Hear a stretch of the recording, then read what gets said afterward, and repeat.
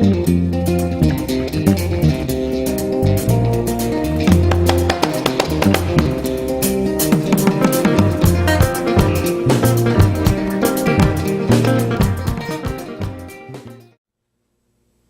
my name is Stanley Heller. Welcome to The Struggle.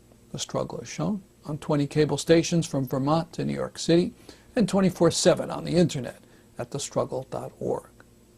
On 4/4/04, Casey Sheehan was killed in Iraq.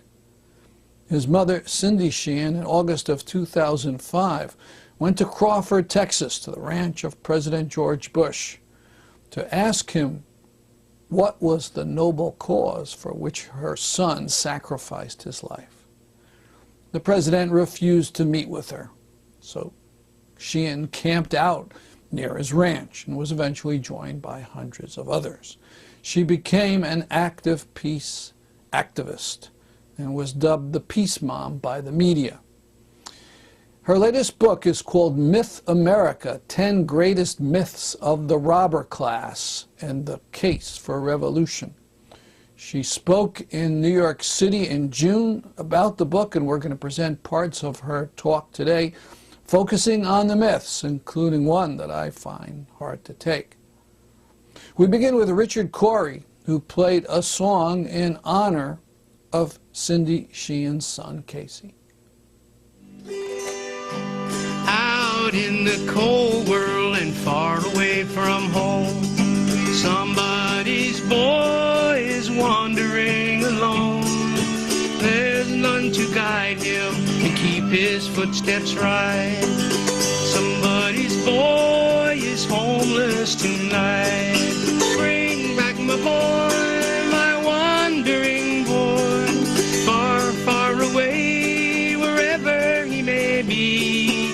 Tell him his mother with faded cheeks and hair at their old home is waiting him there.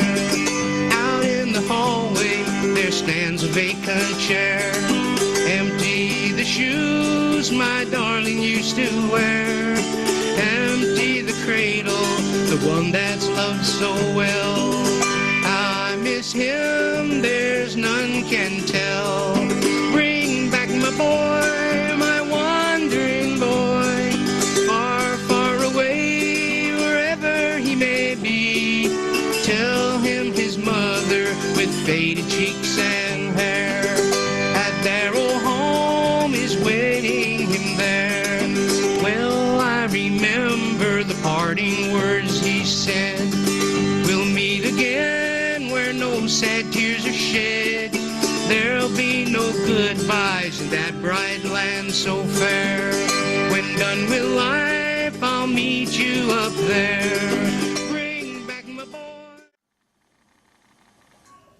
The policies, even though George Bush is gone, many of his policies persist. And it's harder and harder to do what we do because many people, after the elections, just kind of said, well, you know, we have a new president, so we can go back to sleep.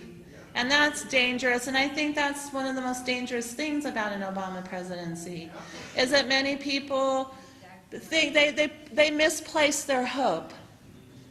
And am I far enough away from this? Is it perfect? Okay. What I'm trying to do, going around the country, I think something that we awakened to in 2005 was that we are the ones that have the power. You know, so many of us who had become discouraged in the peace movement after Crawford, Texas, when 15,000 of us camped out in front of, I just want to tell you, when I'm talking about the dad, George Bush, we call him Bush the devil. And when we're talking about the son, we call him Bush the idiot. And that was from an Iraqi man in Nashville, Tennessee. So I have to defer to the Iraqi man in this. So anyway, when we were camping in front of Bush the idiot's house in Crawford, Texas, a lot of people were either awakened or re-energized We were taken to the streets. We were doing civil disobedience. We were really just energized for change. And what we saw was a lot of change, but it hasn't helped us. I know a lot of people, a lot of organizations used that energy of our movement to elect Democrats. And that happened in 2006, and it happened in 2008. And we see nothing has changed. So the reason we're here is because I wrote a book. And it's called Myth America. Myth America. I don't have a list, but it's M-Y-T-H America. 10 Greatest Myths of the Robber Class and the Case for Revolution. And I wrote it. Wow, it's an early crowd, but it's an energetic crowd. Yay. I wrote it after my campaign because I was in a funk. You know, first of all, I lost, and I should have won. If things were equal, I would have won. If the robber class didn't own the elections, if the robber class didn't own the system, then I would have beaten Nancy Pelosi. But I have a radio show called Cindy Sheehan Soapbox now, and it's on the internet at cindysheehansoapbox.com, but it also plays in one terrestrial market, and that's Dallas, Texas. And that's where George Bush lives, so I hope he tunes in every Sunday at 3 to listen to my show. Rational Radio 1360 AM. But many of the organizations that we counted on for leadership in the peace movement thought that they had achieved their goal. That we have a Democratic president now, so we don't have to work anymore. You know, organizations we've counted on, like Move On, you know, like United for Peace and Justice. They just all of a sudden say, well, we have a Democrat, so we don't have to. We can work on like the issues of health care, which is important. But we're not going to reform the health care system when the health care system gives money to the politicians, you know? And the true reform is going to come from single payer, not keeping the health care and big pharma in the system. So anyway, I was just really in a funk. I was like kind of just floating around, not knowing what to do. How do you find relevancy?